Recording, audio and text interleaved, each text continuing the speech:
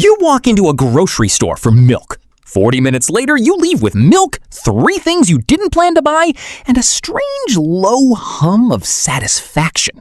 You didn't notice it happening. Nobody does. But the real answer for why is far stranger than marketing worked on me again. Your brain just went foraging. Not metaphorically, not as a cute comparison a scientist made up to sound clever in an interview. Your brain ran the exact same decision-making software your ancestors used 200,000 years ago, scanning a savanna for food. The aisle became the landscape. The shelf became the bush. And you, standing there in fluorescent light with a plastic basket, became a forager again. Here's the strange part. You weren't hunting for milk the whole time. Somewhere around aisle 4, your path started to drift. You slowed near the snacks. Your eyes swept the shelf the way a hawk's eyes sweep a field. Was that random? It wasn't. In the 1960s, a biologist named Eric Charnov was trying to understand something that had nothing to do with supermarkets. He wanted to know how animals decide when to leave one food patch and move to another. Squirrels foraging in a forest don't strip every tree bare before moving on. They leave when the effort of staying no longer matches the reward. Charnov turned this into a mathematical model called the marginal value theorem. It sounds cold and technical. What it actually describes is the exact rhythm of your walk through a grocery store. You linger where the reward is high. You drift when it drops. You never consciously calculate this. Your nervous system does the math for you, silently, the same way it always has. Think about the last time you stood at an end cap display. You didn't walk straight past it. Something made you stop, even for 2 seconds. That pause is the marginal value theorem playing out in real time, in a body that has no idea it's running 80-year-old math. The shelf in front of you is a patch. Your brain is quietly asking whether staying here a little longer is worth it or whether it's time to move on to the next one. It asks this question dozens of times in a single shopping trip, and you never hear it being asked. This isn't unique to squirrels or to you in a store. Anthropologist Kristen Hawkes spent years studying the Hadza, a hunter-gatherer community in Tanzania who still forage for a significant part of their food today. She wanted to understand why some foragers chase high-effort, high-reward prey, like large game, while others focus on steady, reliable foods like tubers and berries. What she found was a constant trade-off between energy spent and energy gained, running underneath every decision, whether the forager realized it or not. A Hadza forager doesn't stand in front of a baobab tree weighing spreadsheets. The weighing happens in the body, fast and wordless, the same way yours does when you glance at a shelf and instantly know, without thinking, which box looks like the better find. Sound familiar?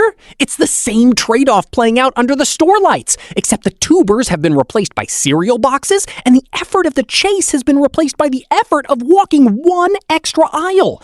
The terrain changed completely. The calculation didn't change at all. And it isn't only about effort versus reward. It's about risk, too. A forager who wanders too far from camp risks not making it back before dark. A forager who lingers too long in one patch risks a predator noticing the pattern.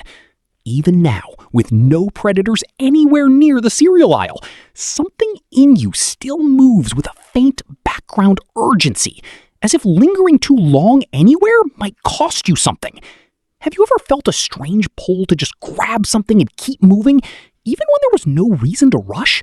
That's not impatience. That's an old caution, still switched on, still watching a horizon that isn't there anymore. Why does this still happen, though? Why hasn't a brain built for open plains and unpredictable food sources updated itself for a world of guaranteed abundance? Because 200,000 years is nothing to evolution. Grocery stores are, at most, 100 years old in their modern form. Your genome hasn't had time to notice the change. As far as your oldest neural circuits are concerned, you are still walking through unpredictable terrain where food might run out, where a good patch today doesn't guarantee one tomorrow, and where the smart move is always to gather a little more than you strictly need, just in case. This is where it gets stranger. Researchers David Robbenheimer and Stephen Simpson spent decades studying what they call nutritional geometry. The idea that animals, including humans, don't just chase calories. They chase a specific balance of nutrients. And when that balance is off, the drive to keep searching doesn't switch off, even after the stomach is technically full. This is why you can finish a full meal and still feel a pull towards something salty or something sweet. Your body isn't asking for more food, it's asking for a nutrient your ancestors would have had to travel to find back when salt and sugar were rare and precious, rather than sitting in a bag 2 feet from where you're standing. Think about that for a second. Salt used to require a journey, sometimes a dangerous one. Coastal trade routes, evaporation ponds, entire economies once built around it. Roman soldiers were partly paid in it. Entire cities grew up along the routes that carried it inland, because a body without enough salt doesn't just crave it, it starts to fail. Sugar used to mean a narrow window of ripe fruit in late summer, gone within weeks, guarded by wasps and other foragers who wanted it just as badly. Your brain still treats both like rare finds worth stockpiling. It hasn't been told that the scarcity ended, so when you see them stacked floor to ceiling in bags that never run out, something old and unspoken in you says, take some while you can. That's not weakness. That's an ancient system doing exactly what it was built to do in an environment it was never built for. Fat tells a similar story. A lean season could mean weeks without enough of it, and a body low on fat starts pulling energy from muscle just to survive.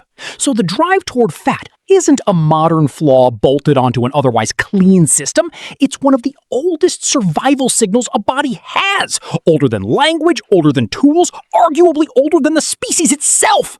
It just never got the memo that the freezer is full and the shelves restock every night. There's a reason the shelves themselves seem to know this about you.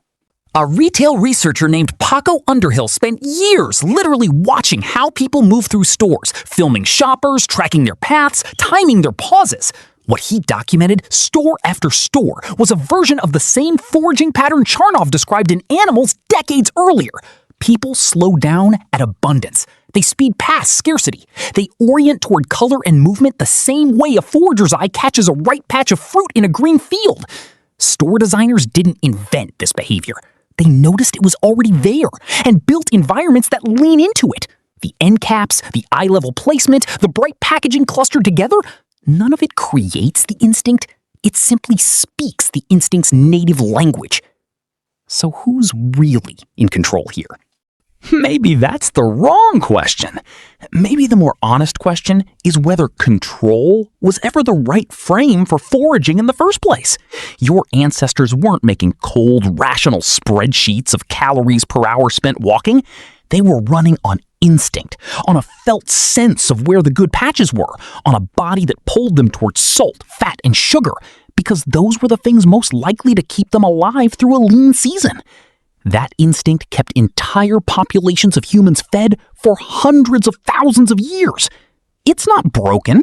It's just aimed at a world that no longer exists. And here's the twist most people never sit with. The system isn't failing you in the store. It's succeeding spectacularly at a task it was never asked to reconsider. Find calorie-dense, nutrient-rich food. Gather more than you need because scarcity might return. Prioritize salt, sugar, and fat because they used to be rare. Every part of that program is still running exactly as designed. The only thing that changed is the world around it.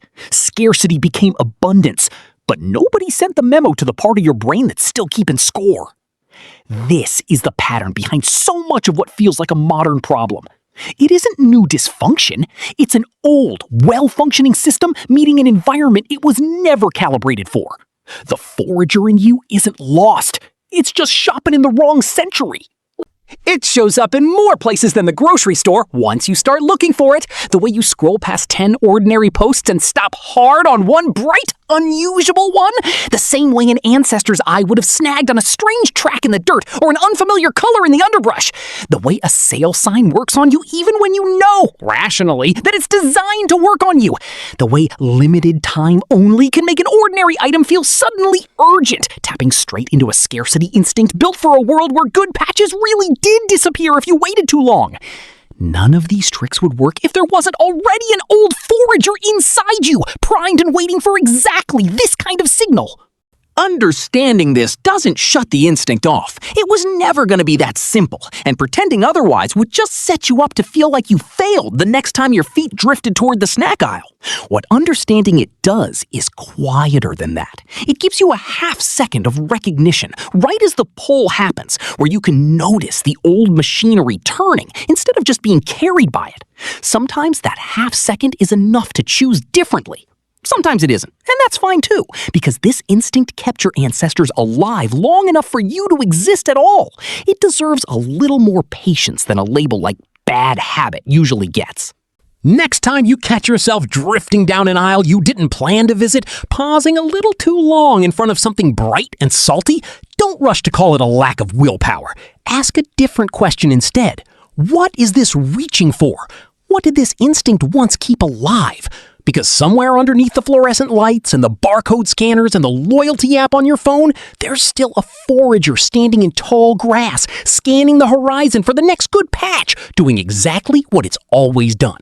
Tonight, when you walk into a store for milk, remember that the real hunt isn't for the milk at all. It's the same hunt it's always been, just wearing a different landscape.